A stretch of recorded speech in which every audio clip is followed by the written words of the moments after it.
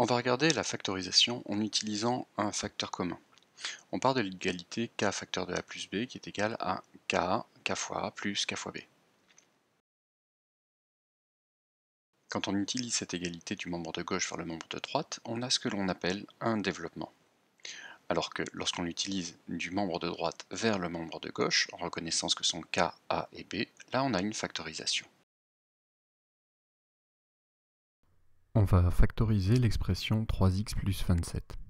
Pour cela, on va essayer de reconnaître ce que sont k, a et b dans le membre de droite de l'égalité.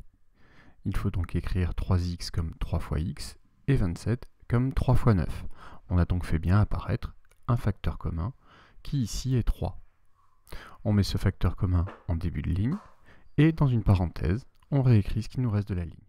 On va utiliser la même technique lorsque le facteur commun est une parenthèse. Ici, je prends l'expression x plus 3 facteur de 2x plus 5 moins x plus 3 facteur de 5x plus 2. Mon facteur commun est bien x plus 3. On va mettre le facteur commun au début de la ligne, donc x plus 3. Et pour ne pas confondre, puisqu'on va avoir plein de parenthèses à l'intérieur, on utilise un crochet. Dans ce crochet, je réécris tout ce qui me reste de la ligne après avoir enlevé le facteur commun. J'ai donc 2x plus 5 moins 5x plus 2.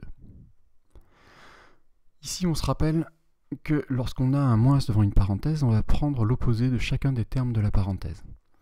Donc je vais obtenir x plus 3, et comme je n'ai plus besoin de crochet, je mets des parenthèses, donc 2x plus 5, moins 5x et moins 2, les opposés des deux termes de la parenthèse.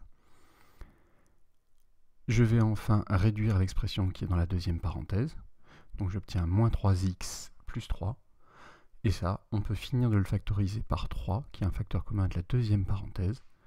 J'obtiens donc 3 facteurs de x plus 3 moins x plus 1.